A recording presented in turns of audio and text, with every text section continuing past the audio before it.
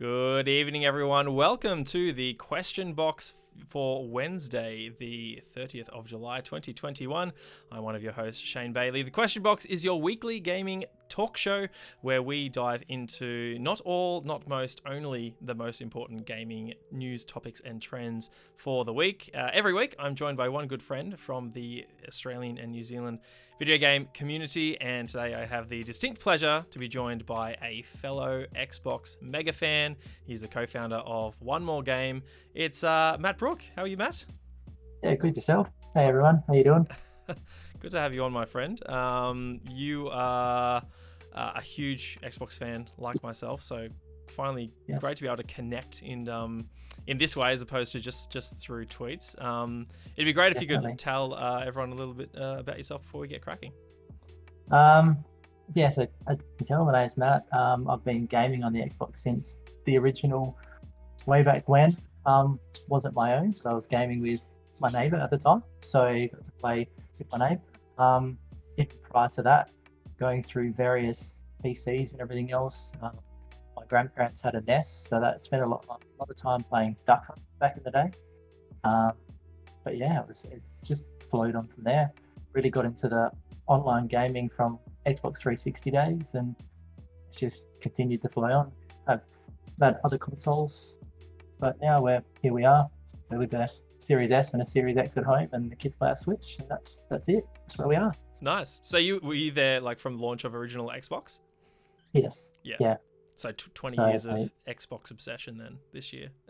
Just a little bit, yeah. So yeah, playing the original Halo, and I guess the love for Halo is the same as the love for Xbox. Really, it's my go-to game. Yeah, now it's a bit of everything. It's all however much time I've got with what I can actually play. Nice. Well, I'm happy to say that 100% of the chat right now is loving you, DJ Beavis. Must be a big fan of yours. Thanks for joining us, DJ.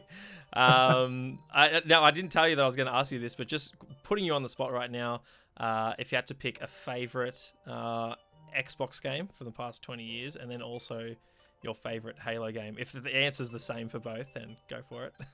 Probably the same for both. I'd have to say, based on time played and spent, it has to be Halo 3. Good man. Spent many hours, hundreds of hours in that one. So if I had to choose one, and it's the same answer for both questions, would be Halo 3. So yeah, it's an easy choice. Yeah, no, that's I recorded, I think last week. I'm yet to edit it and upload it. My ranking of all the mainline Halo games. Yes. And it was hard not to put Halo 3 at the top. That game makes it very easy. It's tough. I thought you were going to go right into your individual rankings for the game modes in multiplayer.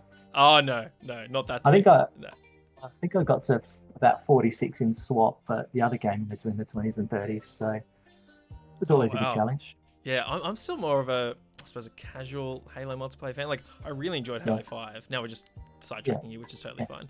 Conversational podcast and all. Halo 5, I really enjoyed the multiplayer. Totally understand purists' criticisms of the game, but I still think it's a fun multiplayer suite. Really enjoyed it. Yeah, I'm the same. Definitely. Even like the war zones and the expansion into those larger battlefields, it's just it's good fun. It's just Halo. Yeah, a bit of play it, whatever the Halo is. Yeah, definitely. Anyway, we'll get started. This is the question box. Like I said, every week, every Friday, 8:30 p.m. or thereabouts Australian Eastern Standard Time, we dive deep into some of the most important gaming news topics of the week. That'll be the top 3 in the first segment, and in the latter half of the show, we will be diving into one big news topic, trend, or theme. And I thought, while we have Matt on the show, I wanted to look back at the Xbox One generation and give it like a very, I suppose, in-depth and critical review, going through year by year, discussing what went wrong, which is very well publicized at this point, but also what went right as well. So plenty to talk about. Please join us in chat. We'd love to hear your thoughts as well. And to kick off the show, we'll get started with the top 3. Matt, are you ready, my friend? I think so. Let's do it. We start story number one, where we probably should having you on the show, and that is with Microsoft. They released their financial year Q4 earnings report the other day. We'll head on over to here we go. It's gamesindustry.biz. They have the story: Xbox Series XS, Microsoft's fastest selling consoles ever, as Q4 revenues hit $357 million. Danielle Pardis writes, Nadella confirmed the milestone during Microsoft's fastest selling consoles ever, I should add. Nadella confirmed the milestone during an earnings call transcribed by Seeking Alpha, in which he also said millions of people have already used Xbox Cloud Gaming via a mix of desktops, tablets, and phones. Matt, not something we have great deal of access to yet, Xbox Cloud Gaming here in Australia, but millions of people already. That must be good signs, don't you think? Oh, definitely. And it's something that I've tried to get access to, and I understand there's a few of my colleagues that have found ways to do that. So it is good signs. Obviously, Xbox have moved their focus away from obviously specific hardware and developing their own. They do have the consoles that they've developed now, but that expansion of just the Game Pass service, but cloud gaming and everything else as well, to create a gaming ecosystem where it's bring your own device basically is a massive positive. It's creating accessibility for games for anyone and everyone. You're not restricted behind I guess you'd call it a paywall of a $600 console. So it is good signs. I guess we expect people to adopt that nowadays in the environment we live in, such a digital environment, but it's great to see. Yeah, no, I totally agree. I think, this is their play, right, to chase down those 3 billion gamers across the planet. Yes. And by lowering the barrier of entry to, like you said, being able to play on whatever device you had is a great start. And good to see they're already hitting millions. We'll continue. So the quarter ends. Jason, thanks for the host, my friend. Hope you're well. The quarter ends. Their financial year runs July 1st, 2020 through to June 30th, 2021. So the last quarter is the April to June quarter. During this period, the firm's personal computing division, which includes Xbox, saw a 9% increase in revenue, up to $14.1 billion overall. Gaming revenue in particular increased by 11% to $357 million, primarily driven by an increase in Xbox hardware. Hardware revenue, increased by 172% in Q4 due to a higher volume of Xbox consoles sold than the previous quarter. So I think this can mostly be attributed to I suppose just the increase in availability, right, Matt? We know that there's a semiconductor shortage right now that's really hamstringing production of the consoles, but this points to maybe that easing, or also the fact that they've now upgraded all their xCloud server blades to Series X, that they can, I suppose, divert tech and supply into consoles themselves, right? Yes. Yeah, definitely. Obviously, there's not as much of a push against, I guess, pushing people towards the hardware and the purchase of the hardware. It's obviously 172% rise in that. It's a massive thing to do and to push towards that hardware. But because you've got that accessibility elsewhere, it's quite important. Sorry, my dog's just attacking me. That's all right. Yeah, so it just shows, obviously, we don't know what that limit could have been if the availability was there. For all we know, you're pushing 250%. Obviously, you're also in a new generation and early on in the new generation, so you'd expect hardware to be up anyway. And I'm assuming PlayStation would be the same as well. You'd expect that because these are all selling out, the limit on their increase is going to be based on the hardware that they can supply. Yeah, definitely. I think, it's typical that in the year preceding a console or the start of a new generation that you start to see that drop off, even though consoles are readily available and they're usually the cheapest they've ever been. That, I suppose, appetite from the mainstream crowd can still wane. I think the likes of the Wii and the PS2 are exceptions to the rule in that sense, in that they just, due to their unique appeal, they just continued to sell well into the next generation. PS2 in particular, just because it was the cheapest DVD player on the market at the time. So, I think that's totally expected. Interested that, here we go down a bit and they note that the Xbox content and services subdivision declined 4% to 128 million. The drop was attributed to, quote, a decline in third-party titles on a strong prior year comparable that benefited from stay-at-home scenarios. So we see that that drop-off a very strong April to June window last year, right, when everyone was in lockdown. I'm trying to think of big titles that launched in that quarter last year. I think Doom Eternal snuck in either March or April next to Animal Crossing, but other than that, nothing's jumping out. I mean, I'm also thinking that we just had Resident Evil 8 as well launch this past quarter. So something last year was driving that.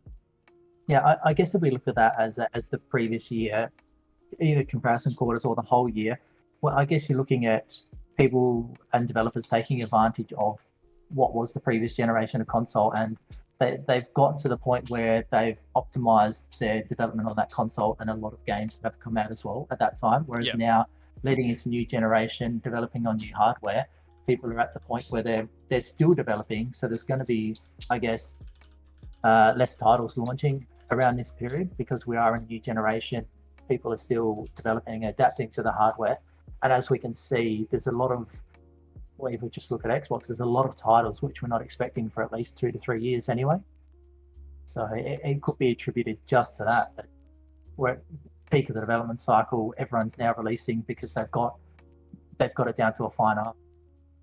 Yeah. I think this next part is probably something that most people would have predicted, and that is, however, the decline was offset slightly by growth in Xbox Game Pass subscriptions and first-party titles. Outside of gaming, Microsoft reported overall growth across the company, ending FY21 with a 21% increase in revenues to $46.2 billion year over year. Ridiculous. And the company's commercial cloud revenue also grew 36% to $19.5 billion year over year. For the full financial year, it reported revenues of $168 billion, an increase of 18% year over year. Operating income was up 32% to $69.9 billion, while net income increased by 38% to $61.3 billion. Net income profit, $61.3 billion. No wonder they're throwing around this Bethesda money and LinkedIn money. They got so much in the bank. It's ridiculous. I guess that's the positive of having such a diverse portfolio, isn't it? That you can offset any losses or shortcomings in one area against another area, and lockdowns made the gaming division even more profitable because people are stuck, and gaming's not just for someone to grab a console and game. It's that connectivity. Like I've chat with family, friends, and everyone through consoles and everything else. The kids do it. So gaming in this sense, yes, it's making the big numbers, but the fact is that people now don't just buy a gaming console just to play a game. Yeah, no, you totally see that as well. I know during the Xbox One generation, and I think even towards the latter half of the 360 generation, there was a high number of users that would just use it for like the Netflix app before smart TVs, really penetrated the market, right? And I think, really smart to lean. It's probably what led a lot of Microsoft in the early years to lean into TV, to their detriment in the end. But you've nailed it on the head there. Where I wanted to wrap up this topic, Matt, was the comparison that we'll dive into now with PlayStation, and that was they sold 10 million PlayStation 5s. Daniel Ahmed from Nico Partners noted in one of their stories that they estimate that Xbox is sitting at about 6.5 million units in comparison so far. Do you think there's much to read into something into I suppose that one-to-one comparison of hardware? Not. I guess if they're on this, I guess we're looking at two companies now that are on slightly different path. Obviously, PS5 and like if I could afford and get a PlayStation because they're hard enough to get, I'm sure I'd like to have one. But the fact is that they're on a slightly different path now, where the Xbox ecosystem is about the ecosystem and bringing every devices in, whereas PlayStation need the devices for what their gaming ecosystem is. We could be looking at availability as well. Obviously, there's only a certain amount of suppliers that would be providing the parts. There's a lot of factors, and probably this early, they're both sold out. So I guess that's the point that you probably look at, is that both of these consoles are in high demand. The availability is very, very low. You can see that even I think the other day, Big W got hit by a whole heap of bots because they said they've got 1,000 consoles to sell and they were gone within seconds, or they're now pulling them from the shelves. Well, yeah, they were gone before people could actually grab them themselves. I think this is more about, obviously, if both consoles are sold out, the numbers are massive. They're both selling more than they have previously, but it's now around that they've got no more to sell, and it's the factors behind that that's making them harder to produce, or whatever's happening in the background. But yeah, I'd say it's probably not a massive thing at this stage. As we get later on into the generation, if the gap continues to widen, then there's something there that has to be addressed. But obviously, yeah, Xbox has got more of a focus on bring your own device, so probably not as massive. The difference is a significant difference, but I would be going the fact that people still can't get them. They come out, they're gone straight away. So it's just showing the demand's still there. It doesn't matter what the console is. Yeah, I think you nailed on the head there when you spoke about just scarcity. I know that we know, right, that it was noted that Xbox started manufacturing consoles later than PlayStation. Yes. They were waiting for particular tech from AMD as well with their RDNA 2 chips. So I think that factors in. And I think also what we mentioned earlier, the fact that Microsoft was splitting, their hardware supply between creating consoles for the market and also upgrading their server blades for cloud. So now that they're completely equipped on that front, they can divert 100% of any Series XS hardware created for the console market. The question becomes then, who can get their, I suppose, more units into the market quickly, and at what point do we reach that threshold where the demand is being met and consoles become more readily available? I would still hazard a guess that Xbox achieves that first, just because PlayStation is coming off the back of a very strong generation and they've got some really exciting software coming out in Horizon and God of War and whatnot. But we know that Xbox has got a strong 2022 as well.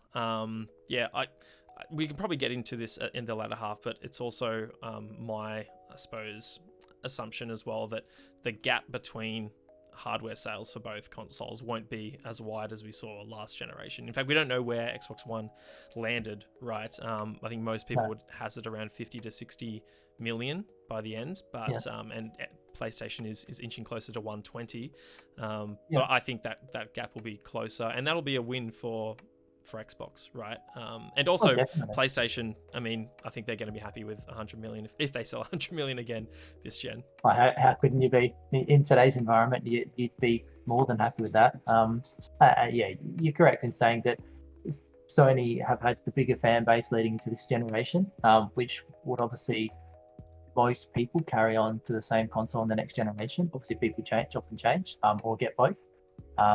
And it's more likely nowadays that when both are available, a lot more people are buying both because you've got the two options. Obviously, the PS5 and the disc and the discless, Series X and Series S for Xbox. So there's those options there to capture both areas of the market. I expect you to see this generation more and more that people will be buying both consoles because both platforms have their own games that people want to play, and then there's obviously the cross-generational stuff which people will have a preferred platform to play on. So yeah, definitely.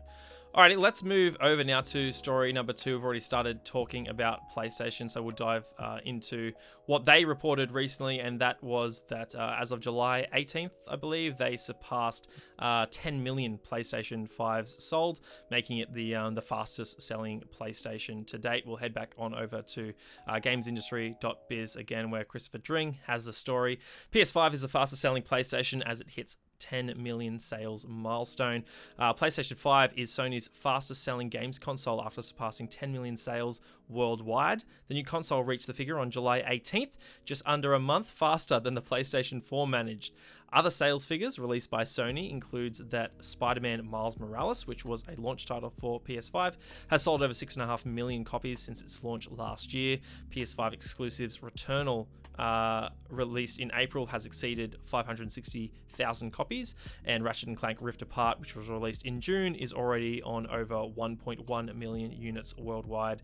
Meanwhile, Sony San Diego developed MLB The Show 21, which was released on non-PlayStation platforms, has surpassed 2 million sales worldwide. The game actually has more than 4 million players and was included in the Xbox Game Pass subscription service.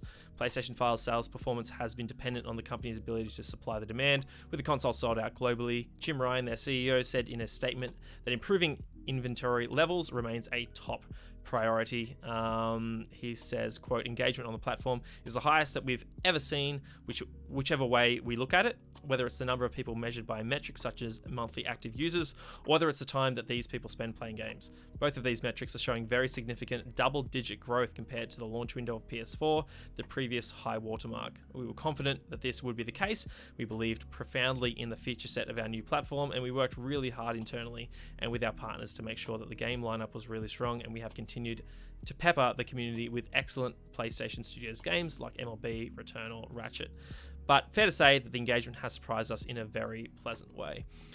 So plenty to discuss here, Matt. Let's just start with the hardware itself. 10 million sold in the first 9 months or so, beating PS4 by a month. At least in my eyes, this just speaks to a very healthy gaming market and also a very strong PlayStation that is just continues to deliver for the fan base. What are your thoughts? Oh, definitely. And the fact that it's taken one less month, 10 million consoles is massive anyway in that short amount of time. We said that it's a bigger fan base, but still these consoles were coming in at a premium price point, and for them to sell out and sell 10 million of them to their audience, I don't actually know geographically what their audience was like, where they released. It was totally worldwide, but still, very healthy. You'd have no complaints if you were Jim Ryan sitting there saying, I've just sold 10 million consoles. No, definitely. Hasn't even been a year yet, so I'm sure his board are very happy. Let's move on down now to the software. Miles Morales, 6.5 million copies since its launch last year. Obviously a PS4 title as well. We know that the very first Spider-Man by Insomniac, released in 2018, I think it eclipsed something ridiculous like 13 million, maybe more. I'd have to double check that. Obviously a decrease on what Miles Morales has been able to do so far, but that number is likely to go up. Returnal, 560,000 copies though. Do you think they see that as a success? I guess if they're announcing it, they probably do. I haven't seen much on Returnal. I've heard good things about it. I can't say that I wouldn't want to give it a go if I had the opportunity. I guess they'd be expecting it to continue sales. It's only April, so it's only been 3 months, and they've sold over 500,000. I would say it would be a success. But if you compare it to the other figures that are in the article, you look at Ratchet and Clank, which is sold over 1.1 million. It's twice as many. That would be the aim. You'd like 1 million copies to go off the shelves, or metaphorically speaking, in a digital environment. But I'd still say they'd be pretty happy with that. They wouldn't be talking about it if they would.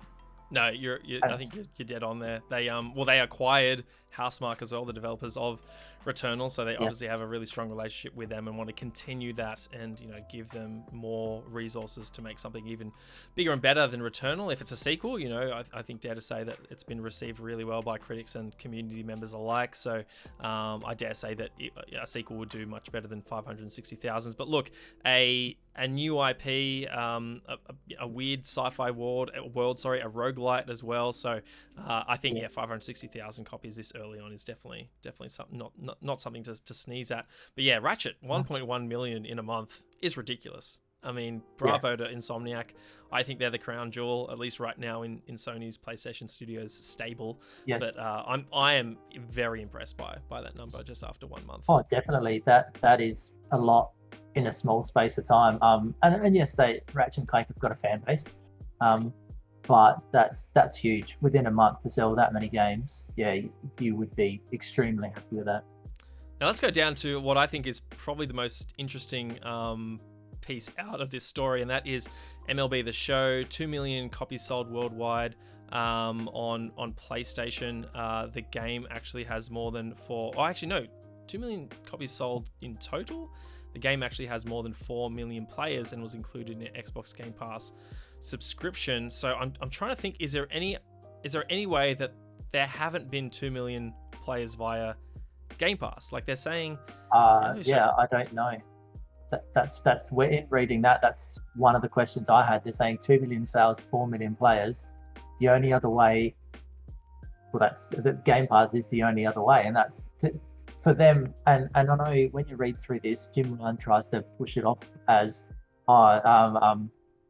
they've done a really good job with making the game and everything else. But looking at that, it just looks like the access to the game has doubled, and it has because it's gone obviously across the Xbox.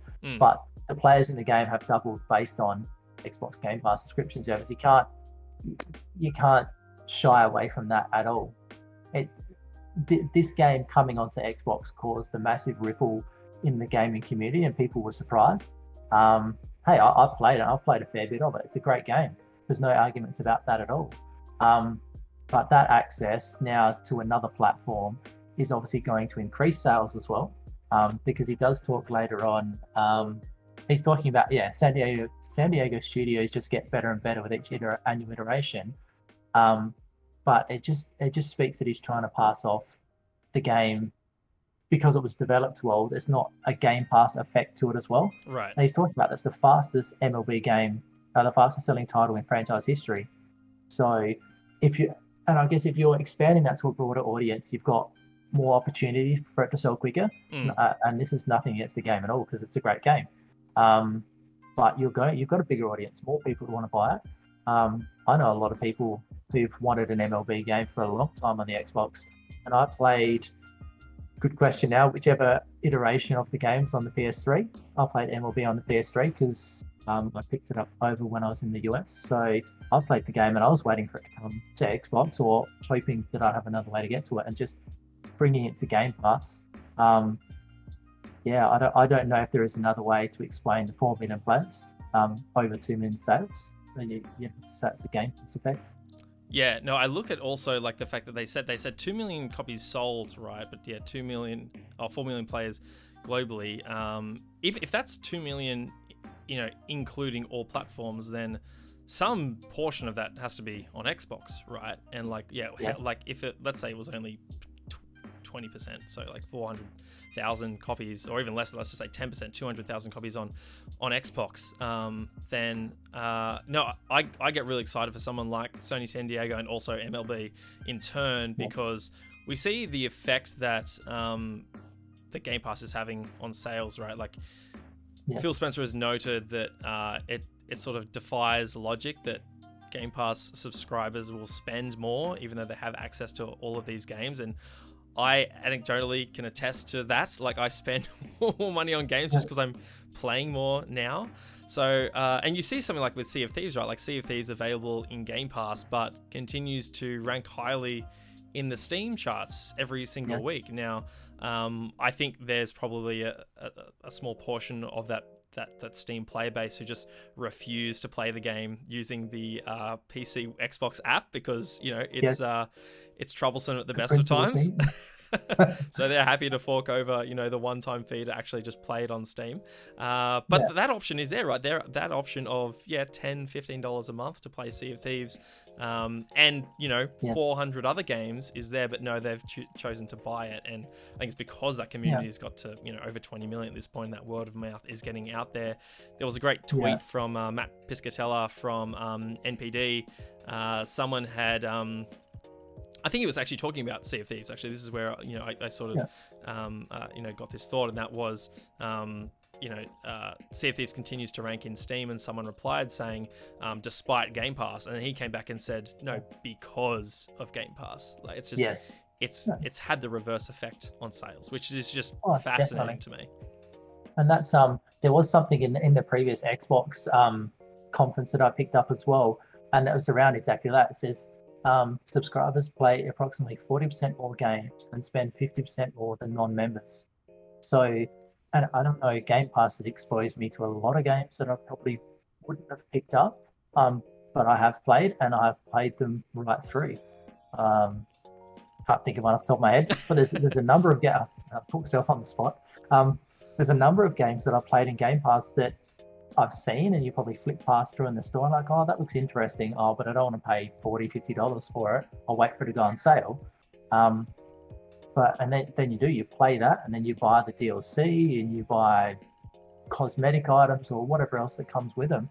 Also, I bought a number of DLCs based on games that have come to Game Pass. So I'm in that group that have spent more on games than I probably would have, just because of that exposure.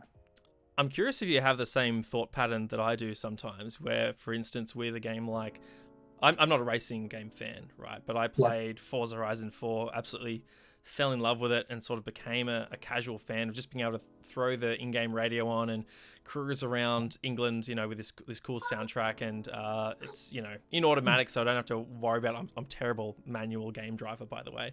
I just can't get my head around it just yet. Maybe I will one day. But because I was having so much fun with it, and because I hadn't paid for it, and I just wanted more of the game, I immediately jumped on the store and just bought all the DLC, like the Lego Champions DLC, I think that's a Top Gear DLC as well.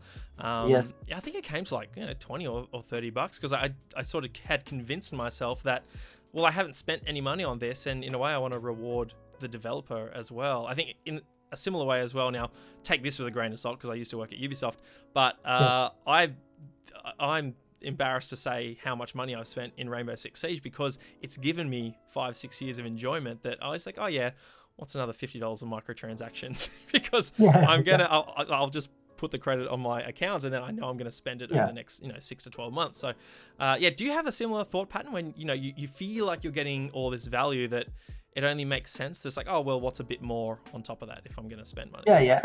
I'm exactly the same. I'm rewarding developers for the great job that they've done, because it feels like you've got the game for free.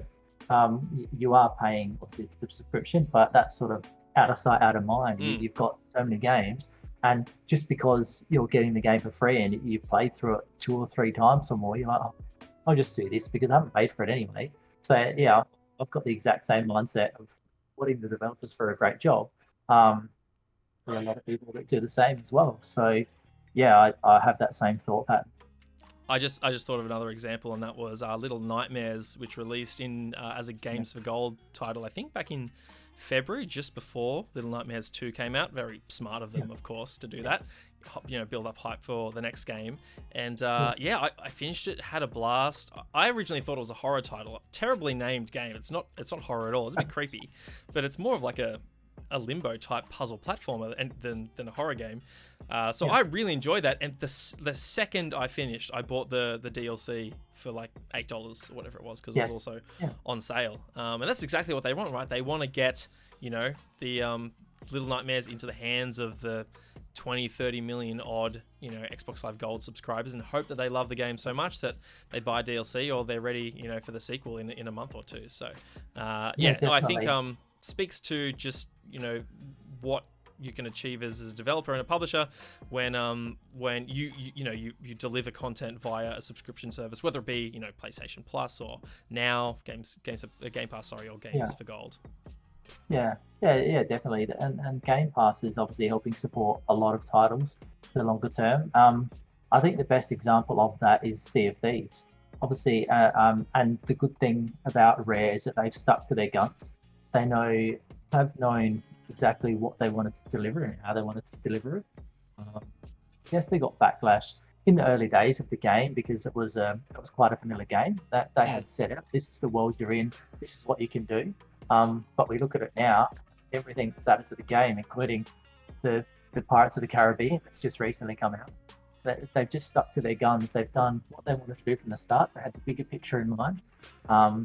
And the user base that's come with it, I don't know what the figures are, probably should have looked into it, is a lot from Game Pass. People would have tried that game if it wasn't based on what people were saying. It's on Game Pass, so yeah, I'll give it a go.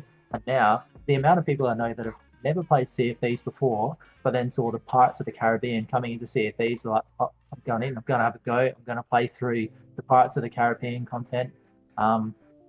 It just shows what, I guess, and that's a bit different because that's free DLC coming to the game, but it just shows what DLC can do for a game as well, and the support that Game Pass gives it.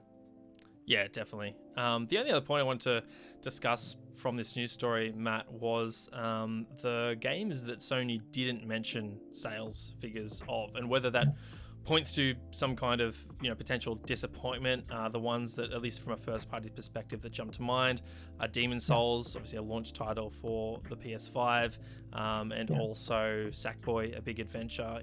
So I believe a cross-platform title for that one. But do you think the fact that these don't get a mention might point to the fact that sales for those weren't as impressive, or do you think they just want to highlight the more successful titles? I think it's more than want to highlight the more successful titles, and obviously, as you said, Returnal being a new IP, Ratchet and Clank have just blown everything out of the water, and Spider-Man, well, it's gone from one generation to the other, and it's still selling massively. Probably 3 key focus titles I could pull out, and then that emphasis on MLB. They still wanted to put the emphasis on the studio and a well-done game, and it is a well-done game, and tried to maybe negate the Xbox Game Pass factor. I'm not sure, because the figures look massive when you throw that in. So I just think there were specific titles to focus on, not that they were disappointed with how others received, because from my understanding, Demon Souls was really well received. There's a number of titles there that could have made it into this, but haven't. But I guess, how long's a piece of string? How long have you actually got to sit there and chat about all of this? Yeah, true. Maybe they just keep it succinct, right? We don't go through every single title like Nintendo does. Nintendo gives you here are the 20 Nintendo IP this quarter who have sold over 30 million units or something stupid like that. Yeah. Animal Crossing and Mario Kart well above that. I think you're right. I'm just most curious about something like Demon Souls. Obviously, we know that the Soulsborne genre is quite popular, and IP like Bloodborne and Dark Souls and Sekiro, we know as well, has performed really well. I'm wondering if Demon Souls because they didn't have access to that wider market. It was only a PlayStation 5 game, and to the point we discussed earlier, the hardware supply was constrained. If it sold up to their expectations, there have been rumors that it might get a PS4 port, so we'll have to wait and see. But and I'm also just wondering, because Demon Souls is the game that kicked it off, right? This was the PS3 From Software developed game way back when, and then From Software pivoted, went third party with I think it was Bandai Namco, right, that publishes Dark Souls, and that's when it sort of became this bona fide hit. I'm wondering if maybe the Demon Souls name just didn't carry enough weight to really drive sales of this one. Again, we'll never know in all likelihood unless Sony mentions it sometime in the future. But I'm just more curious than anything. Yeah, no, it's an interesting question, and obviously now we are seeing a lot of quite older titles getting a remaster or a remake treatments as well. It could have been a cult classic back in the day that had a great following that had continued through, and they saw that people were still asking for it, and they thought, well, why not? Let's give it a go.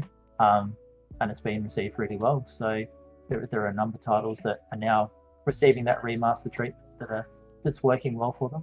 I guess the new generation of hardware is helping that as well, because giving it a full makeover. A lot of these games, they look a lot better, they play a lot better, and people are enjoying it again. Yeah, and I think great for a title like Demon Souls as well, right? Which is stranded on the PS3, not backwards compatible. So I think if you are to justify a remake like that, then you could do much worse than a PS3 game that could really do with, again, that new injection of life, let's say. Before we pivot now, you just mentioned remakes and remasters. If you had to rattle off a couple of IP that you would want to see remade or remastered, what jumps to mind? Oh, that's a good question. On the spot again. There's a few of the games that have already been remade that I have put a lot of time into, being like the BioShock trilogy. Yep. I've revisited that a number of times, so I was happy when that was redone. That's a good question. I probably don't have an answer for it off the top of my head now. I'll quickly say I want a Crash Spyro style Banjo-Kazooie remake Yes. as well. Just that game plays fantastically. Like the Xbox Live Arcade version that now lives as a part of Rare Replay controls fantastically. Like it is a mechanically tight platformer that still holds up to this day. Just give it a 4K coat of paint. Yeah, definitely. And just bring Spiral Mountain, that entire world to life. It could do really, really well. I don't think we necessarily want a true sequel. That's Yes. I mean, I would take it if they gave it to us, but I just want that game redone. And the other one that jumps to mind is Ninja Gaiden. That's an action game that is just still so mechanically brilliant, and I think even though it is backwards compatible on Xbox, all of them are, I believe. I think it could just do with that spotlight again to say, hey, this is something that the entire industry, if you're not willing to give it a go in backwards compatibility, you should really give this one a go. And I think bringing it up and making it like, I think it runs at like 4K 60 right now is backwards compatible, so you could redo it and make it 120 if they could. Oh man, I would love that. I guess I don't know if it's because the game needs more love, or if it would be for a remake or remaster, would be, I'd like to see Sunset Overdrive given some more love in a way. I played that a fair bit, so it's disappointing to see that sort of it's just sitting out there in the open, and obviously Sony are more interested in it nowadays from what we see about acquisitions and everything else. That game needs some more love, and obviously with Xbox as well now having the FPS boost and that, we're going to see some of the games get the extra love because they're getting a kick in the back end and not refocused on by developers as well. So it's interesting. I definitely agree with you on Sunset Overdrive. I think that's an IP I would just love to see brought to PlayStation, right? Just give it a PS4 maybe as well. It will PS5 port exclusively. It currently still only runs at 30 frames per second on the Xbox One, and I'm not sure it actually runs any better on Series consoles right now. It hasn't been given like an FPS boost or anything. But I would love to see more people just be able to play that game. And I believe Sony trademarked it recently as well. So who knows? There might be some interest to bring it back. Maybe they give it to a port house. Insomniac seems to be head down bums up on Spider-Man right now, and I don't blame them when you're selling millions and millions like they're doing. But no, I agree. That's an IP that could do with a second life, let's say.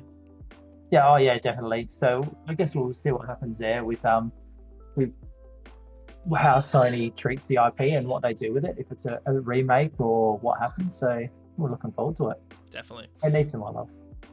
Let's pivot now into the third and final story. That is Annapurna Interactive, their showcase, which happened in the early hours of the morning. This is obviously the very, very well-known indie publisher. They have a stellar track record, and they had a showcase this morning that I think really, delivered a lot of really exciting games that I'm personally pumped for. Matt, were you able to check out the showcase or a lot of these titles? I've had a look at a number of them, as much as I could. And Annapurna have got some great games that they've been involved with, and including the ones that are shown in this show as well. So there's a few main ones. Like the Artful Escape looks interesting. That is also coming to Game Pass on day one, which is always a positive. And that's a local game as well. So local Melbourne developers, and one of the founders of that company was also in a band for 10 years from Geelong. So that shows the influence on the game. Yeah, his name's Johnny Galvatron from the Galvatrons, and he's the lead designer on that one. Like you said, out of Melbourne. This game, you might remember it was shown way back in the Xbox E3 2017 showcase, and it kind of disappeared. I'll bring up the showcase here, and I might just skip ahead to when we actually see the first bit of gameplay for this one. But you can see, scroll down to Melbourne. It's releasing this September. You play a musician who's living in the shadow, I think, of his grandfather. And he's trying to carve his own path in this very crazy psychedelic world made by, I think the studio is Beethoven and Dinosaur, or Beethoven and Tyrannosaurus, or something like that. Yeah.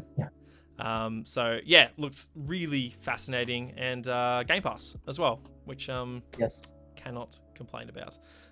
Yes, and which is, I think that's a positive for this game. Obviously, it's a bit of a different audience and a different pace, with that whole musical aspect to it, and not, I won't say not true combat because there's combat and everything involved, but it is a different title, so Game Pass will definitely help that.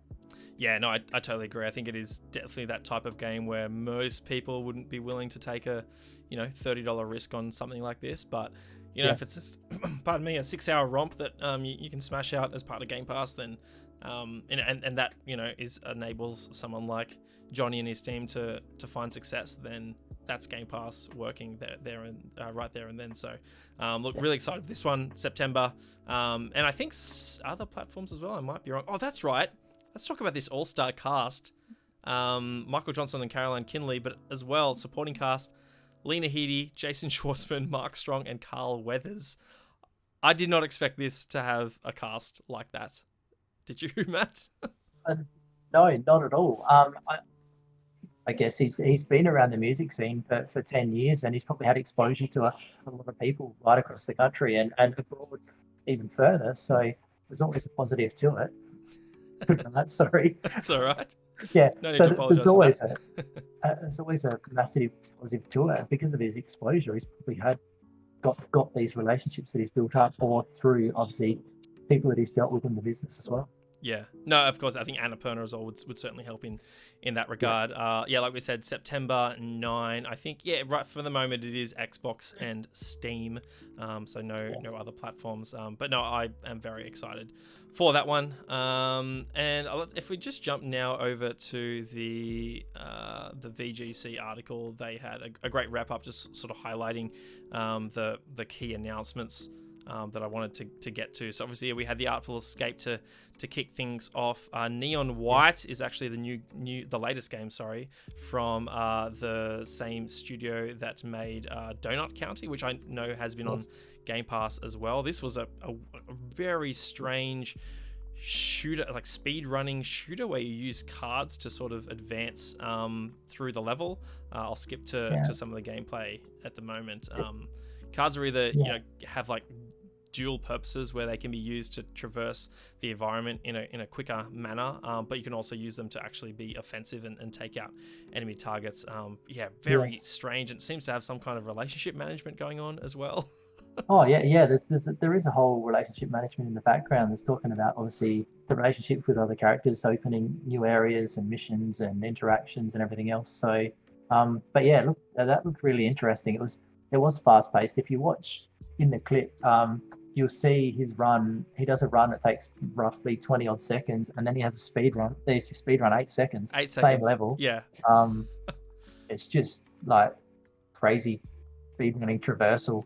Basically. Yeah. So when you know what you're doing, you can really get going. But here it is, sort of like found a collectible in the world and then gave it to this character, and that unlocked some new insight made him closer to this character. So really quirky game. I think this one, if I just skip to the end and see where what platforms it's coming to, I dare say it was mostly Ben Esposito is the developer. Switch and Steam for the moment. So and I believe there's actually no, I think it's Storyteller, the game, which we'll get to in a moment, that has a free demo right now on Steam that people can check out. Memoir Blue, this is this game, I'm not sure if you watch this trailer, Matt, but this immediately, for whatever reason, gave me like Pixar short film vibes, because there was no dialogue going on, fantastic music, and I was understanding the story just based on the visuals. Real masterful stuff. And this one is Game Pass as well. Yeah, it looked interesting. I'm not an interactive story game type person, but the game looks interesting. What I said, it's partially hand drawn, partially 3D artwork. But it's as you'd expect, these interactive story games, they all look beautiful and drag you in without doing too much. Yeah, if we read the quote here that describes the game, a series of gameplay vignettes blends sacrifice and heartbreak with victory and pride as she reconnects with her inner child and deepens the love she shares with her mother. I mean, that could be a Pixar film right there, right? Oh, definitely, 100%.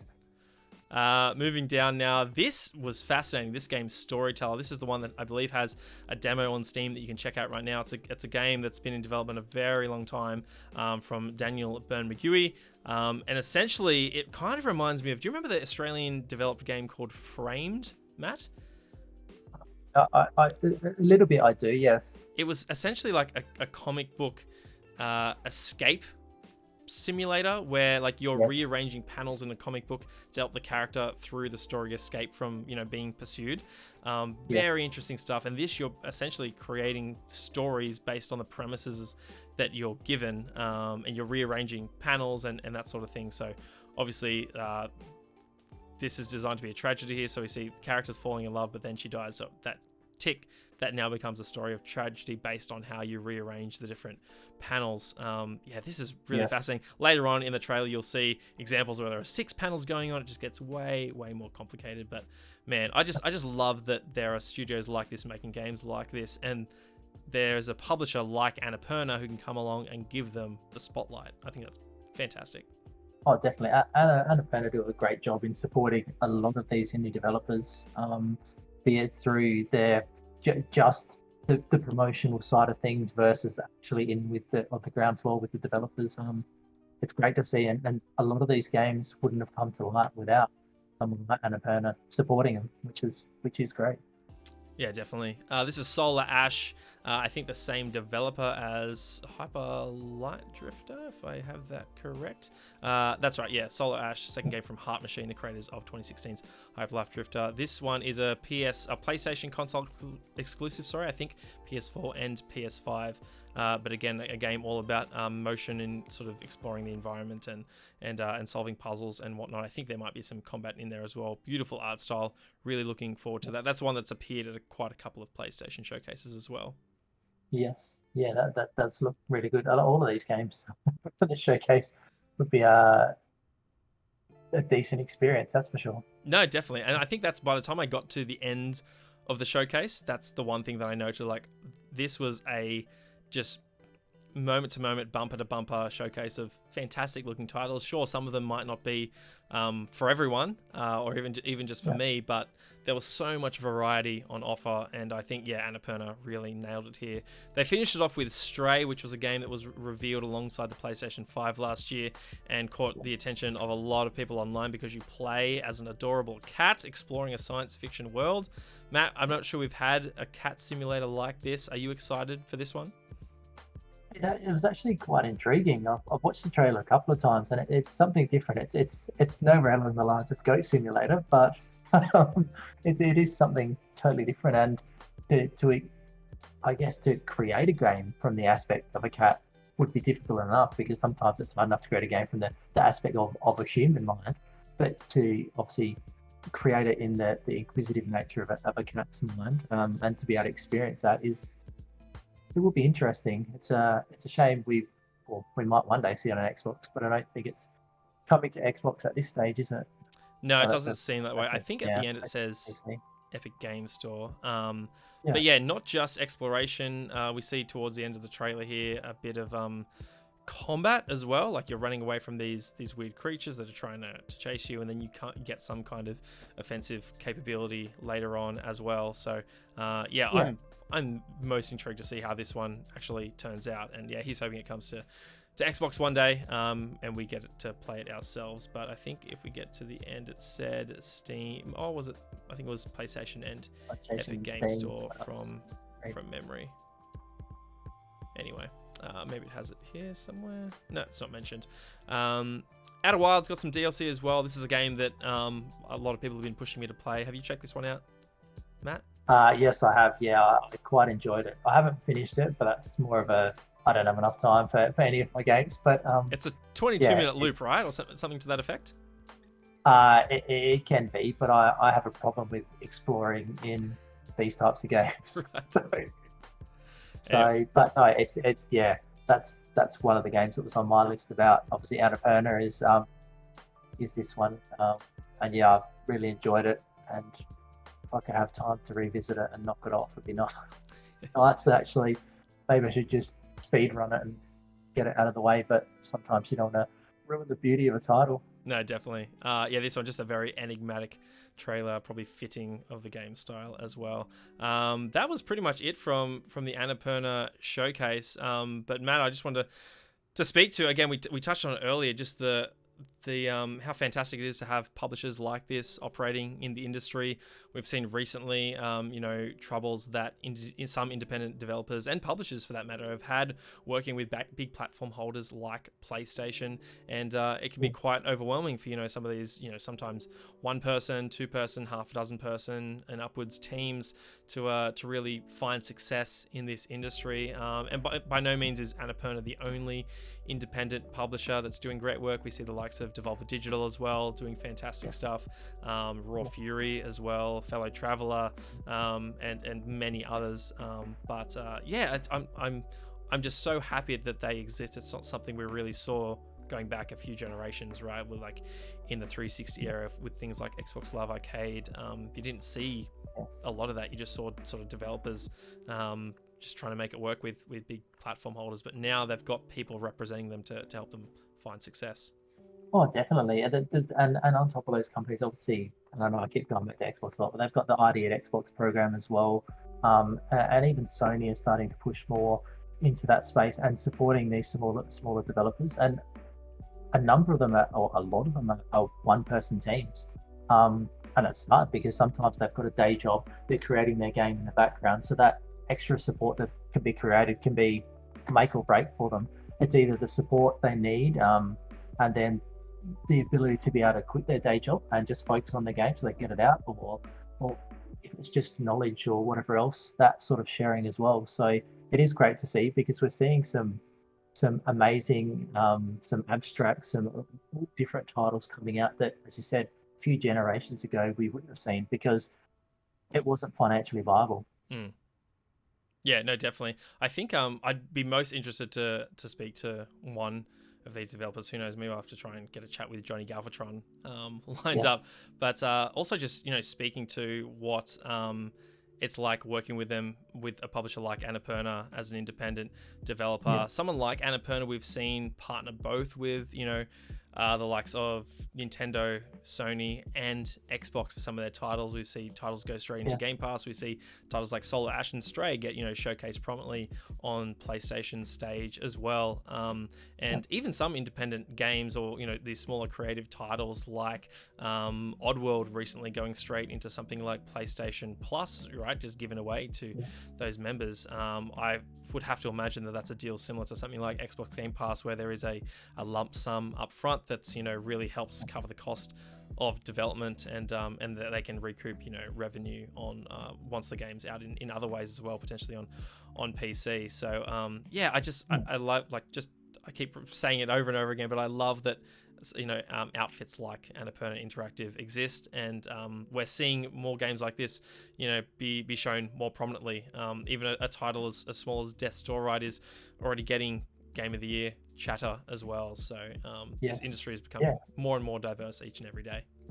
Oh, definitely. It is great to see. There's so many games we wouldn't have experienced if this was a decade ago, that's for sure. Yeah, no, I totally agree. Anyway, Matt, let's get to the latter half of the show. That was our top three. I'm really excited for this last segment to discuss all things Xbox with you. Obviously, we're at the start of, I think it's Generation 9 at this point, Xbox Series X, S, and PlayStation 5. But I really haven't spent a great deal looking back on the Xbox One generation, and seeing as you're a fellow Xbox nerd, I thought it's a perfect opportunity to do so. A lot of the story of the Xbox One generation has been told, particularly the early ends, but there's a lot in the middle there that I think that we forget or we gloss over. So I thought it might be great to start at the very beginning and speak to what we what we thought of the Xbox One generation overall. Was it Xbox's worst generation? That I think a lot of people would say that it is. And yeah, just come to a consensus on what it's actually meant for Xbox in their time. They're 20 years now within the industry. Yes. So I might start at the very beginning. What do you remember that May reveal back in 2013, and what were your initial impressions? I was more intrigued than I think a lot of people were. Um, it was quite interesting. Obviously, back in the E3 days of the announcement, and there was such a big uproar around what was announced, the always online, and even the game sharing and everything else that was discussed at the conference. Um, I think some of the backlash was warranted and some of it wasn't. Uh, it was an interesting time. Obviously, they'd come in of basically leading from 360 days, and they came in all confident, and we're going to change, obviously, what the gaming landscape's going to look like. I guess what's interesting about that, when you look back on that now to where we are, a lot of that has come to fruition in different forms. But back in the day, people probably weren't ready to be pushed to fully online. Even now in Australia with our internet, we're probably not ready to be pushed fully online. But yeah, I remember sitting there and then obviously watching the conference, everything else, and then afterwards going, yeah, I could see how some of this could work. A few things you're like, oh, yeah, we can go with that, and then some go, oh, here we go, and then just it was like a tsunami of backlash that came to it, and then obviously changed their direction from there, which it sort of shaped the Xbox One generation for what we came to see, because there was already negativity attached and we hadn't even started. No, you're dead on. I remember it vividly, and I too wasn't necessarily too concerned initially. I think I'm the type of person that likes to look for the good, right? So Yes. I wasn't too fussed on the form factor of the console. I thought that a lot of the functionality they showed was pretty neat, like the snap function. I thought, oh, okay, that's cool. I can watch stuff and play stuff Yes. while I wait. I think one of the games that was shown at the Xbox One May reveal event, which I have on the screen at the moment, is Quantum Break, which you looked very impressive in that early stage. So knowing that we had a new AAA game from Remedy coming, that got me very excited. We saw Rise, Son of Rome at that E3 as well, which looked absolutely stunning, and a game that I think is severely underappreciated, even though quite repetitive, and I was very critical of it when I reviewed it back in the day. But I definitely wasn't at even something like game sharing as well. Like there was this promise that you could share like all the games that you owned on your profile with friends, like on different consoles, and that sort of thing. And we kind of see that in some form right now with setting your a console as your home console, which can be shared with anyone else playing on that one piece of kit as well. So but I think fair to say that the whole confusion around whether you could play secondhand games, that backlash was certainly warranted. And I was like, oh, what is going on here? And also, actually, just to backtrack a bit more, there were signs that obviously Xbox was going that mainstream route. We saw the first Kinect come in 2010, and there were only a real decent handful of AAA titles that carried us through the latter years of the 360. I'm thinking Gears of War 3, Halo 4, Forza Motorsport 4, and the first Forza Horizon being key among them. A lot of that dropped off, and we were getting like Dance Central and Star Wars and Disney Kinect games and that sort of thing. So I think the trajectory was well set by Don Mattrick and the team in those past few years. I was still enjoying a lot of Xbox Live Arcade games at the time, so I wasn't complaining. But I think we look back, and even I remember coming out of E3 2013 and obviously being very disappointed about the price as well and that sort of thing. But still excited for like, oh wow, Insomniac is working with Xbox. That blew my mind. And Rise is coming, and Halo's been teased and whatnot. So I wasn't wholly upset by it, but I think PlayStation did well to capitalize on that uncertainty and backlash as well. Coming out $100 cheaper, and here's how you share your games on PlayStation was just brilliant marketing. Yeah, exactly. And then they just delivered the pinpoint message how they needed to deliver it. And I guess that's always a positive, is having the shot up to your competitors, especially direct competitors. You see what they've done right, what they've done wrong, and how the crowd reacts. Like, the game sharing aspect is interesting, because the game sharing that Xbox talked about back in the day, it was like license sharing of the game. It was up to like 10 people. Whereas now, obviously, as you said, you've got the way you can build your home consoles and everything else. But yeah, back in the day, when license sharing of the game, only one person played at a time, which that's fine. But you can share it with up to 10 other people. They didn't even have to be family members or anything. None of this, there was no issues there. So, but yeah, there was a lot of interesting points from the show and some highlights from the show. As you said, sometimes it's not the message that's the killer, it's how you deliver the message. Yeah. No, definitely. Let's move forward now. I'll quickly speed through 2014. We had the launch, right? Some great games in Dead Rising and Rise and Forza. Shortly, a few months after that, we had Titanfall, which was my game of the year for 2014. You can see at the back there, you see the Titan and the helmet from number 2. So. Nice. I don't think we quite see it the way I've got it framed here, but Titanfall is a massive game for me. I'm a huge fan of that one. So yeah, I had so much fun with that first game. We had Sunset Overdrive later in 2014, as well as the Master Chief Collection.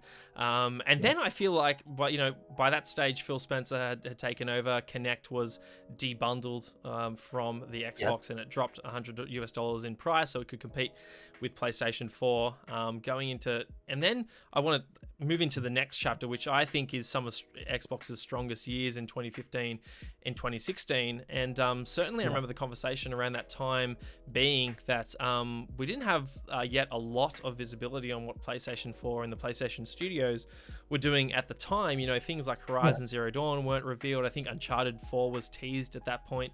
We had Bloodborne, around the corner. Yes. But we had a lot to be excited for, and things like Halo 5, Gears Ultimate Edition, Rare Replay, Forza Horizon 2 was out in 2014, and the next Forza Motorsport 6 was well on the way. Gears 4 was teased in 2015 as well, and then of course we had backwards compatibility for Xbox 360 announced in 2015. Also, things like, I think, Scalebound, Quantum Break, Recall were on its way. There was a great deal of excitement. It felt like Xbox had bounced back. At least that's how I remember those couple of years. Matt, I'm keen to hear your thoughts on that sort of that mid-year life of the Xbox One. No, I agree. And the backwards compatibility was a massive one, I think. Something that wasn't really expected, and it just allowed you to take your library anywhere. And obviously now it's going through generations, and you can carry your whole library. And I think that was a massive point in this, was the fact now that no matter what, at that point in time, it's restricted to a certain amount. We're building, we're bringing you 100 games, you're 52. They kept building on the backwards compatibility, which is just massive, because, like you said, like, the stuff we write for the website and stuff is trying to focus on people that have time for disposable income for gamers. That's huge. If you've already bought a game, and that was, I guess, a frustrating point for many at the start of this generation, just going back a bit. I remember Call of Duty Ghost at the time. The fact was, it didn't carry across generations, and if it did, I think you were paying, it might have been a $20 to trade in that game and get the next version. Whereas now, with backward compatibility, you're not even worried about any of that anymore. The fact is, you've got these games for, you're not worried about games going across generations, paying an extra $10, $20 just so you can play it on your next console, because it's a new game. It's fallen at the end of a console generation, but I've only half finished it. So backwards compatibility was huge. And then obviously, around that 15, 16 mark, we were seeing things like, your Halo 5, your Gears 4s, your Forza Horizons, all of that sort of now, I guess, moving in and starting to come into play as well. It was a turning point, I think. The leadership changes that had occurred as well, and Phil Spencer taking over. He different mindset, different message, even just confidence in his vision. He just delivered it well. Yeah, no, I completely agree. I think also just the beginning of this sentiment that Xbox was building this community-focused, consumer-friendly, gamer-friendly, I suppose, strategy or mindset that really carries through now, and you really see that that be sort of front of mind of most gamers, right? Where PlayStation isn't necessarily making anti-consumer moves, but they're just not seen as, providing the same amount of value that Xbox is. One thing that came up in 2016 as well was Play Anywhere. Buy the game once and own it on console and PC. Something that at the time I know a lot of industry enthusiasts were a bit skeptical of. It's like, all of a sudden Xbox has no exclusives just by the very nature that everything's coming to PC as well. Is that going to hurt their business? And I think you look back at it, it's almost a silly thing to think, right? It's only made them stronger. Yeah, definitely. And I guess we see the expansion now that Play Anywhere into cloud gaming and everything else. But at that time, as you said, the argument's always around, Xbox has got no exclusives because I can just build a PC and play it on a PC, which is all well and good. If you look at my PC, it can't play anything. But the fact is, you've got the hardware, you've got the software, you've got the portability of a game, you've got two copies of a game in a sense, and you've bought it for one price. It was an interesting move at the time because we know Xbox over those first few years had tried to take some pretty significant leaps that had backfired on them, and then to leap into this space and go, okay, this is going to how we do it. So it's another delivery method for our games. It's going to get it in front of a larger audience, and I guess that's how you look at it. If you can get your games in front of a larger audience, why wouldn't you? Yeah, no, I completely agree. We'll pivot now into 2017 and 2018, which, Matt, I would contest is, other than the launch year, probably a couple of Xbox's weakest. We saw some really disappointing moves by them. First and foremost among them were cancellations of some pretty high profile titles as well, and closure of many studios. We saw Scalebound, a Xbox Game Studios published title from Platinum Games, cancelled. We saw the closure of Lionhead and the subsequent cancellation of Fable Legends. The Phantom Dust reboot, still to this day I believe isn't technically cancelled, but reports about how that studio was mismanaged have surfaced as well. Smaller teams like Twisted Pixel left the fold. I think Press Play was shuttered as well. So and in that time they launched the Xbox One X, which I think most people were very excited for, and the industry was very complimentary towards Xbox of announcing this, but it arrived with Forza Motorsport 7 and nothing else. I remember 2017 for one game alone, that's Cuphead, which hardly needed a 6 teraflop machine to run. So and then in 2018 it was those titles that didn't land with the same impact that we would have liked. Things like State of Decay 2, Sea of Thieves, Crackdown 3 a little later as well. This all in comparison with PlayStation, who during that same time shipped titles like Spider-Man, Horizon, God of War, Detroit Become Human. They were just on a roll. How do you feel about that window, 2017, 2018, with a lot of turbulence for the Xbox brand, let's say? I do agree, and really, if you're going to, and that was the biggest thing. If you're going to ship a powerful machine, you need to be able to showcase it and entice people to buy it. As you said, I'm the same for that. Around that time period, Cuphead is one of the main titles I remember for that, and I'll admit that I still haven't finished that because it's pretty difficult. But yeah, Cuphead, and as you said, it doesn't need the 6 odd teraflops. That was not going to help Cuphead at all. It was an interesting time. Crackdown probably wasn't as expected. I finished it. it's the game you expect it to be. You go there, you blow up everything. Obviously, you've got Terry Crews facing this game. You expect over the top, exaggerated explosions, and that's what it was. I don't know if the One X could have helped that better. If it was, I don't know, something in the back end would have assisted that, or more time was allowed for it. I'm not sure, but yeah, it was an interesting time when you're competing against those games that you just said, like your Spider-Man's and um, yeah, probably not the greatest 18 to 24 months. Um, but I guess it's learnings that they took from that to build on and continue with. I guess we started to see some of the areas like your Sea of Thieves start to form. And as we said previously, they Sea of Thieves provided a fairly vanilla experience at the time. It was this is the base that they were going to build on. But yeah, I guess in that time as well, we had Halo Wars 2. Um, it was, I don't know if that was as well received as the first one. I played through it. I played the original, played the second one. Um, I don't know if that's due to life factors or anything else, but um, it was a good game. RTS style games are difficult to develop anyway for consoles because you're sort of limited in one controller. But it was an interesting period.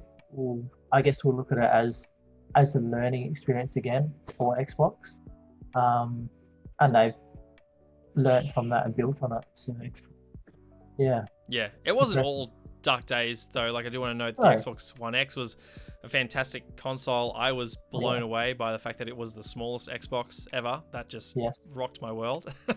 And also we got some great games in there. Like, one that arrived at the tail end of 2018 was Forza Horizon 4, which I still contest is until 5 releases probably the best racing game ever made. Like, it's just 25 million players. I don't think there's much more explanation needed for that. So and then like I said, Xbox One X running fantastic third-party games as well that were dropping around that time, like Assassin's Creed Origins, which I remember was shown off on Xbox's stage that year. And then in 2018, there were seeds that were planted, right? Like, we had the introduction of 5 new first-party studios for Microsoft, the formation of the initiative, the acquisition of Playground and Undead Labs, and Ninja Theory, which was a huge surprise, and Compulsion as well.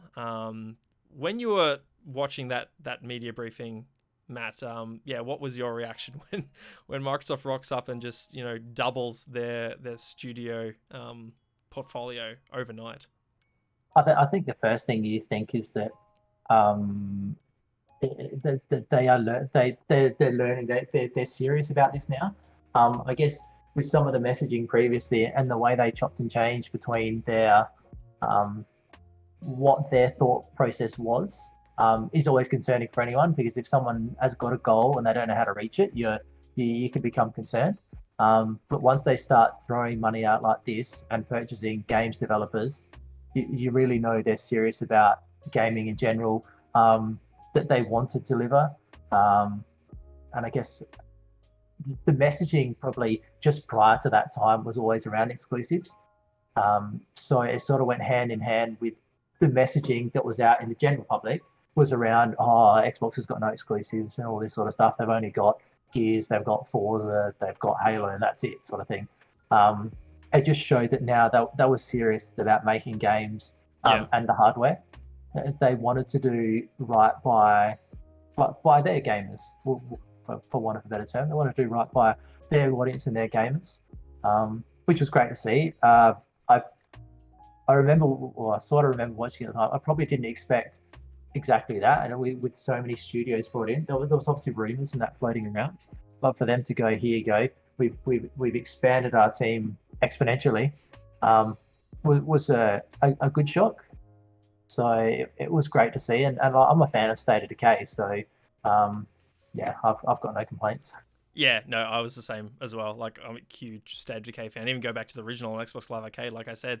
Yes. So I think, yeah, it totally made sense for them to pick up the likes of Playground and Undead Labs. I think Ninja Theory was the huge surprise out of that press conference, right? A studio who'd just come off the back of making an exclusive for PlayStation in Hellblade that later was ported to Xbox and subsequently got some neat upgrades for I think One X and then subsequently Series X and S as well. Compulsion, a bit of a wild card still. We're not sure what they're working on, but one thing really stuck out to me, I think, was an interview that Phil did that year. He noted that when they came in, he sort of had a couple of plans in mind, and firstly was getting the hardware right. They knew they didn't get it right at the launch of the Xbox One, so they immediately got to work on the Xbox One S, and then also delivering 4K gaming in the One X. But there's one thing that he says at the very end of that press conference that I think you start to see what that can look like today, and he notes that something to the effect of, we're committed to building an industry-leading first-party studios organization. And now it's hard to argue 3 years later, when they've just spent $7.5 billion on Bethesda, and they have 23 studios under their belt, that he really meant it at the time. Like, that's Definitely. That's no surprise, yeah. And I guess it shows the confidence that Microsoft have in in Phil Spencer in leading, not just leading, but in his vision as well, and his how he was going to get there. The fact is that for an organization to throw that amount of money at someone's vision, they have to have full confidence that in that vision itself, and that they're also going to deliver that vision. And just something like that Bethesda acquisition, and we know there's been relationships between Xbox and Bethesda for many years, but the fact is now to go out and go, here's a bucket load of money, we want you to come join us. It's more than just a friendship. It's not just a friendship that allows that to happen. Microsoft had to have massive confidence in Phil. Yeah, no, I definitely agree. Let's get now to what I think are the best years of the Xbox One generation, and that is the latter couple of years in 2019 and 2020. We saw fantastic games like Gears 5 delivered, and Game Pass really start to become something that the Xbox fan base really rallied behind. It was 2018, just before Sea of Thieves launched, that Xbox announced that all future Xbox first-party titles would land day and date in Game Pass, and we see the ramifications of what that means for their business and also the wider industry today. But yeah, 2019 we started to see that really come together, and again in 2020, even though the narrative was Xbox still has no games, we got some fantastic titles in Ori and the Will of the Wisps and Gears Tactics, Microsoft Flight Simulator last year as well. I really feel as though it felt like in the latter half of Xbox One and now going into Series X, it was that culmination of the Team Xbox's vision, right, Matt? How did you feel about like the latter, or the end of the Xbox One generation, I should say? Yeah, pretty much. They're on a downhill in a positive way, so that they were really building up momentum heading into that last bit. As you said, you're looking at Ori was an amazing title. You're looking at your Gears titles in Tactics and Gears 5, things like A Plague Tale, even the third party titles, which some of them are now first party. You're looking at Doom Eternal and those sort of things. There was so many massive games which, heading into this end of this generation, on top of the Game Pass messaging coming to full fruition, there was huge momentum heading into this generation, which has obviously helped them. They needed it, and they probably knew that they needed it as well. They've been working hard to get to this point, and they reached a point where there was a lot of positives on the Xbox side of things. They obviously were ready to move into another generation, and they've shown that with the hardware and software, with obviously the series generation. Yeah, definitely. I think one thing that jumps out at me from that latter portion of the generation, and we touched upon it earlier as well, is the great deal of variety that they had on offer. Not all things landed, right? We saw something like Bleeding Edge come and go. Yes. Battletoads, received middling reviews as Yeah. well. Some people liked it, some people didn't. But yeah, it was really filled out by a great diversity in their range. And I think you look at the titles that they announced, particularly at the 2021 showcase just recently, and that for me is like it's something that I touched upon a couple of episodes back when I had Ryan on the show and we were discussing PlayStation and their strategy. Is that I think if you ask any person why they're a fan of Xbox, and you'll get a very diverse range of answers, and I'm not sure the same can be said for PlayStation. I think there's a narrower sample of reasons to be a fan of PlayStation, and what they do really, really well in those cinematic storytelling games, and they're just a very mainstream with broad appeal sort of ecosystem. Whereas I think Xbox, I look at someone who just loves Sea of Thieves, or like we've discussed, just loves State of Decay. Forza Horizon now has 25 million players. You have the Halo hardcore, the Gears hardcore, and these are franchises that have been around for a long time. Or you see the excitement build when things like Fables coming back or Perfect Dark. You now have all the Bethesda fans essentially rallying around the ecosystem.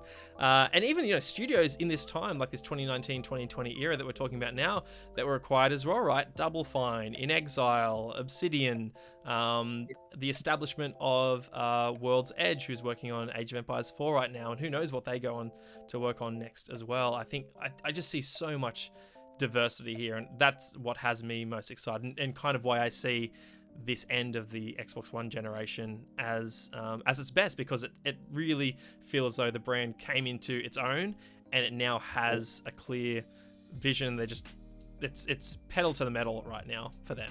At least that's how I feel about it.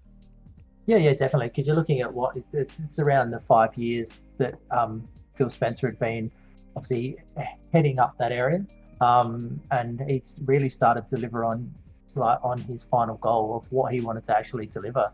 And I guess the positive about this portion in time as well is Game Pass was really coming into its own, because it wasn't just the first party stuff now that was supporting it, it was the third party stuff as well. We saw titles coming from different third party developers basically being embedded into this, being new releases for a short period of time, be it more of a permanent fixture.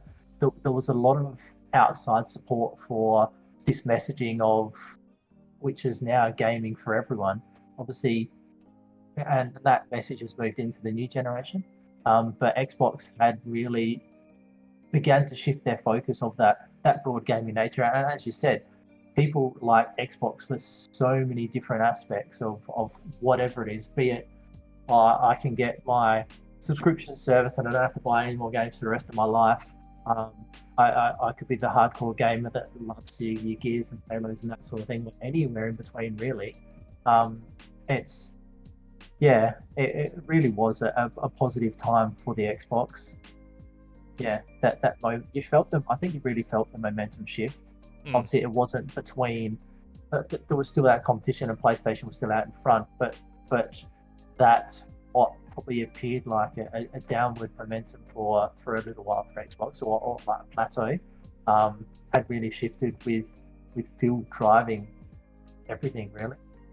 Yeah, there's a couple of things that I also want to touch on that we didn't mention as we looked back on the different years of the Xbox One generation. Some really positive moves that I think are going to have great impact moving forward for our entire industry. Things like Xbox's real push with crossplay, and we see that seep into many more titles nowadays as well. And also accessibility. It's a thing that a lot of studios have been doing some fantastic work as well.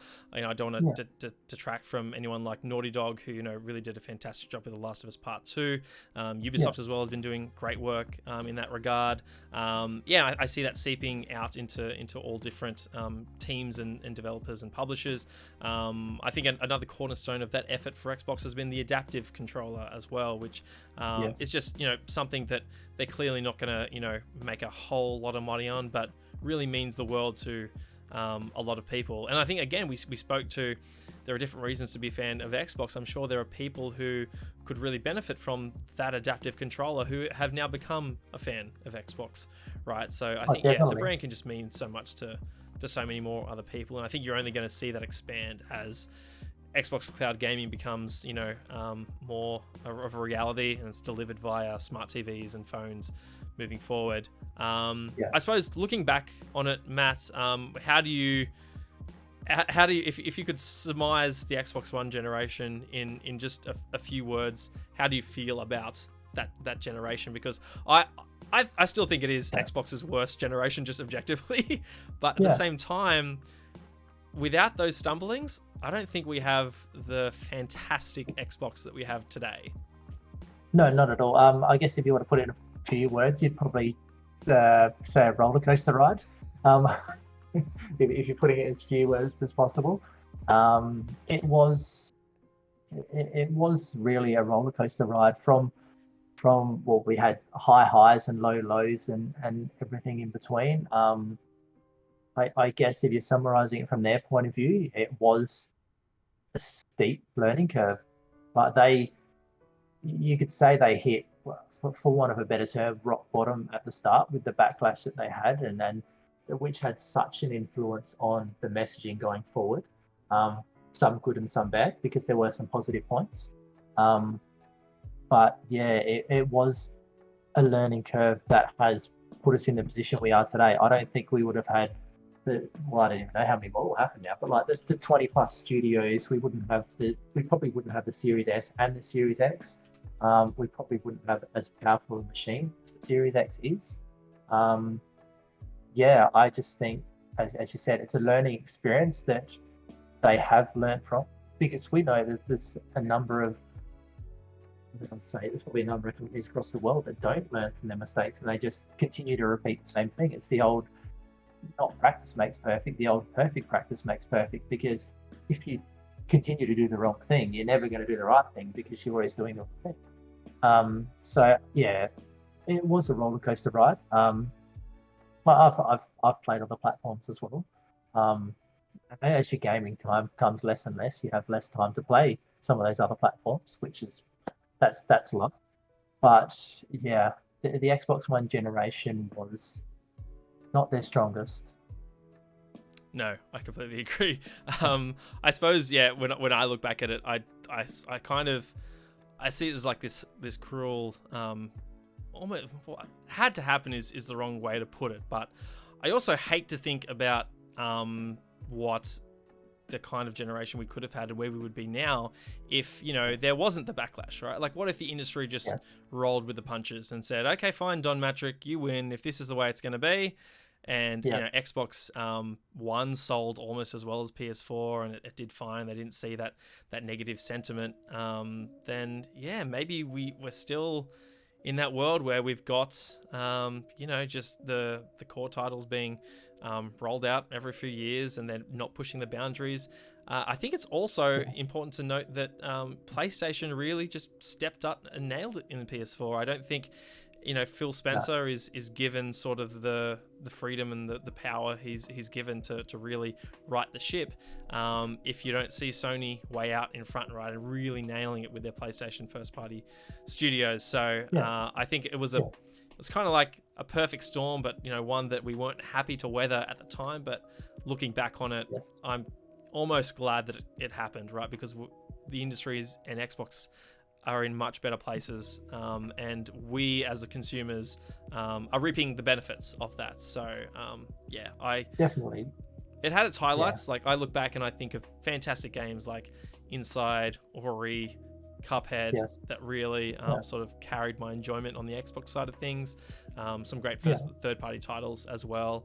But I suppose, do you have any like favorite game of the Xbox One generation looking back as well? Looking back, some of my standouts probably, like, the original Titanfall really grabbed me for a long time. Obviously, I'm a Halo fan, so I'll steer away from discussing the usual suspects, because I love my Halo and my Gears.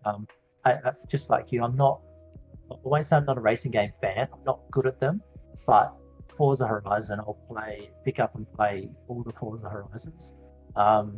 I play Forzas and any racing game like Mario Kart, so I sort of have to I don't mind driving around in Forza Horizon 3 because it's not the constant racing. Um, I really have to say Titanfall. I was hyped for that when I first saw that. Um, I picked up the limited edition. I had to come from overseas at the time because I couldn't get it here and everything else. But I played that game to death. Um, yeah, even then, like Halo, yeah, it's steering away from the usual suspects, and even then, Titanfall's probably pretty much at the top of my list. Yep. Yeah, no, I remember going to, it would have been the EB Game Showcase 2013 when it was still in Homebush, and Yes. yeah, EA was on the Xbox booth with Titanfall, and I was there with my mates. We got there the second it opened, and that was our Yeah. first stop. We rushed up. It was on the second floor of their booth. We rushed up the Yes. stairs, and no one else was. I think we had one of. Actually, no, we got media passes that year because I had a separate podcast Yes. at the time.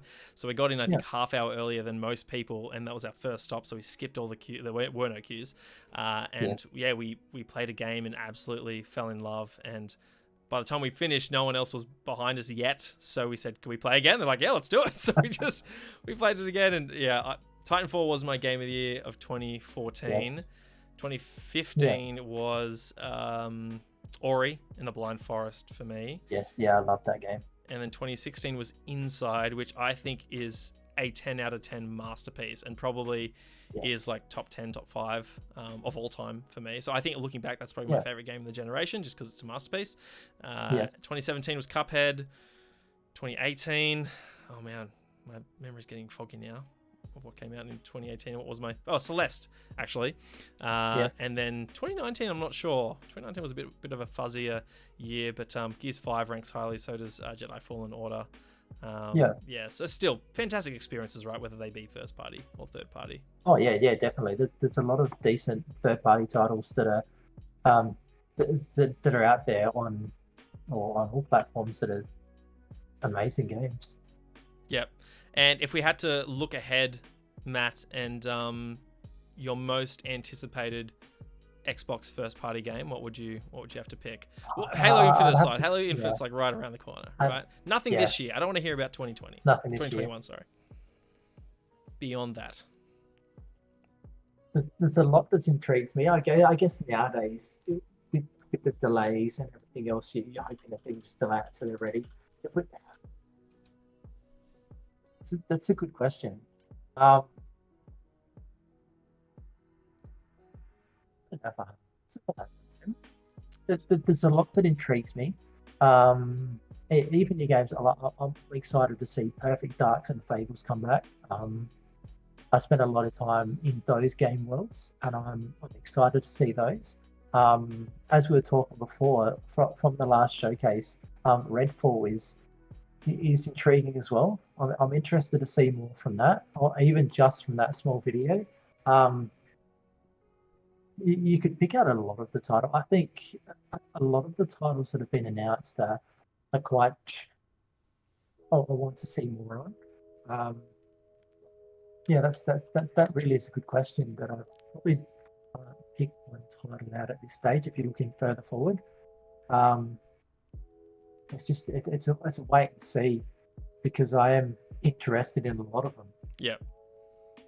Well, yeah, for me, Yeah. it's, I mean, there's a lot, right? Like we mentioned a few earlier, but Fable's the one that jumps out for me. I just have such faith in Playground Games. Obviously, they're mainly a racing studio with Forza Horizon, but they've built up a separate team, and they've drawn from some fantastic talent in the industry, including Rockstar and Rocksteady, and some other great studios in the UK and Europe area. So,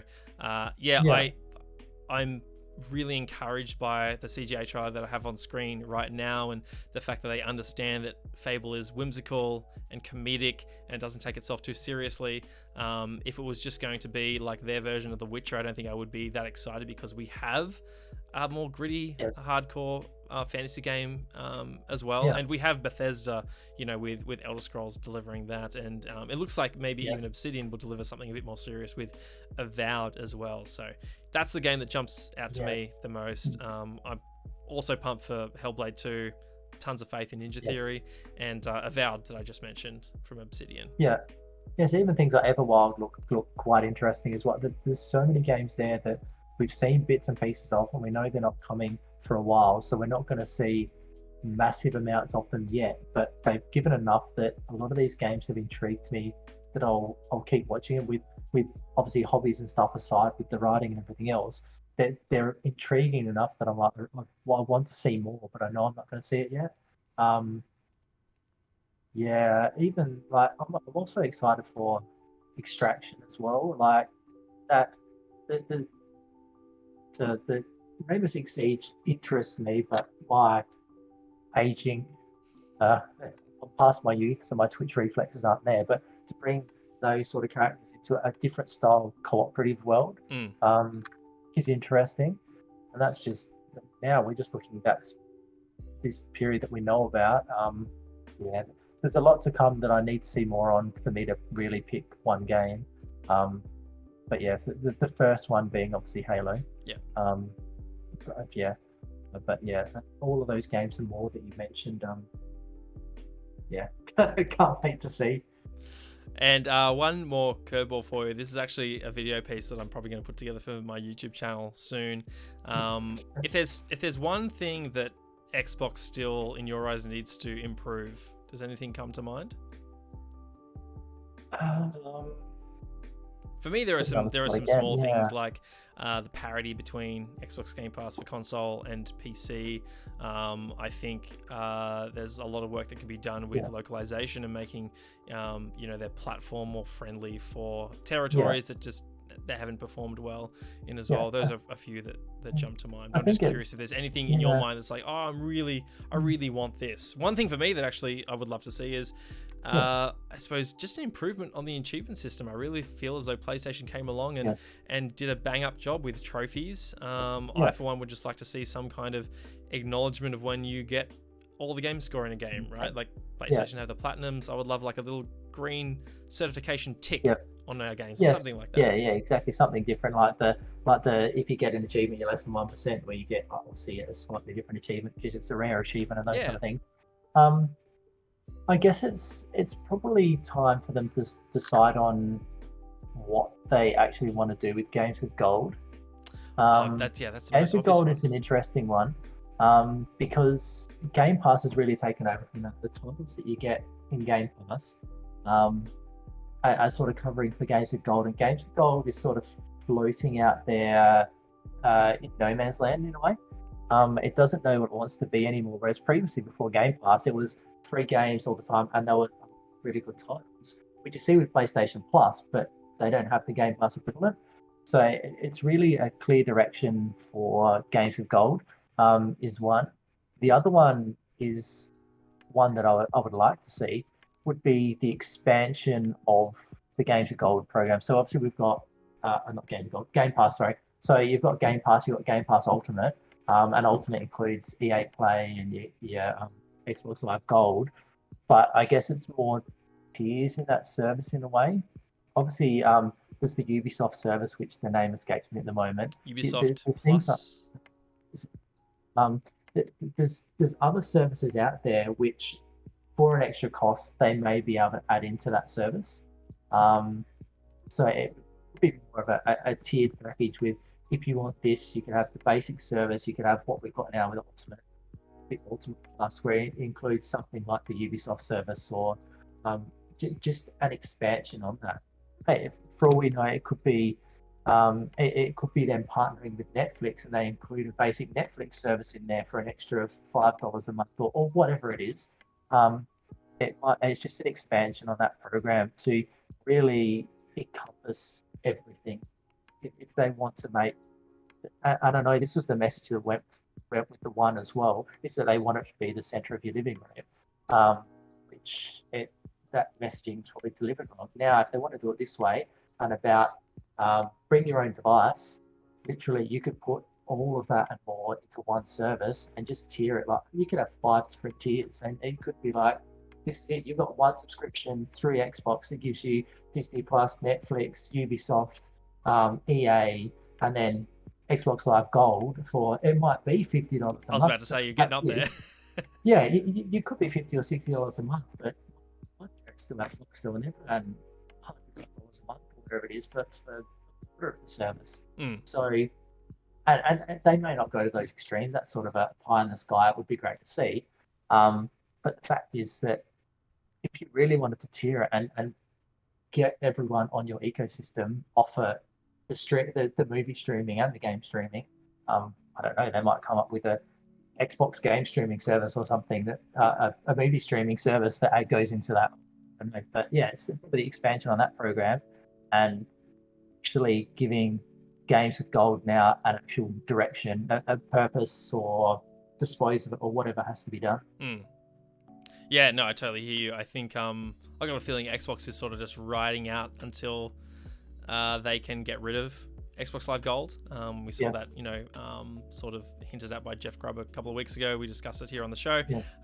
So I've got a feeling they're just sort of just having it plod along until they can get rid of it, and Game Pass is their only offer. But I hear you about the different tiers. I know a lot of people have been screaming for some kind of family tier, right, where it's like maybe $25 a month, and you have access to, you can share it with different Xbox profiles within your family as well. I think that would be great. The only other thing that comes to mind that I would love to see them do more, and they've already started to do this with things like Fable and Perfect Dark, is really lean into their history and that nostalgia, and breathe some life into some beloved titles like Crimson Skies, Banjo, Conker, Viva Pinata, Ninja Gaiden, not Xbox owned but still really associated with them.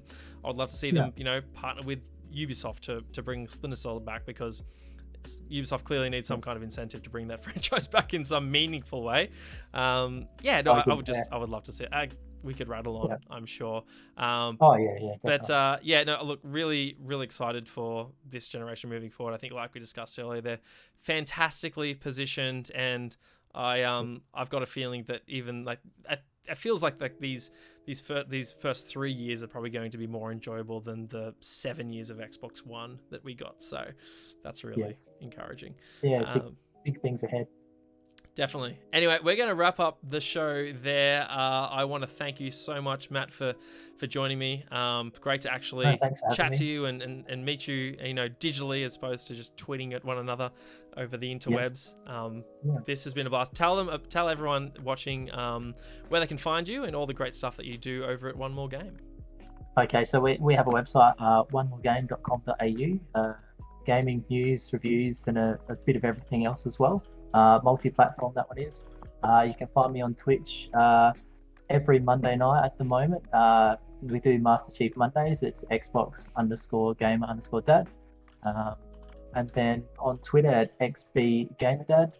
And then we have the Facebook webpage, the Facebook pages that go with One More Game, and XBGD1 for Xbox Gamer Dad. Nice. And you're saying you have some cool voting competitions regarding Xbox and One More Game as well? So it's been going for quite a while. We've been doing, obviously on the Xbox One topic, we've been doing Xbox One games of the generation. The co-founder of One More Game has been putting the polls together, and we're sort of in our second tier at the moment, trying to culminate in, I guess, the number one game of the Xbox One generation based on user feedback. Nice. I'm definitely going to go vote, because if it's not inside, I will riot. No, I'm joking. I'm pushing tight, Paul. Anyway, thank you everyone for tuning in. This has been The Question Box, your weekly gaming talk show. You can catch us live every Friday, 8:30 p.m. Australian Eastern Standard Time. If you're just tuning in now and you've missed the show, you can catch the VODs here on Twitch, but also on my YouTube channel. Just search Magic Cast on YouTube. Over there, I do a whole host of video game commentary and analysis, and sometimes live reactions as well. Would really love for you to go over there and check out the content and subscribe if you do enjoy it. You can find me at magic_cast. Thank you again, Matt, for joining me. This has been a blast, and we will see you next time. Yeah.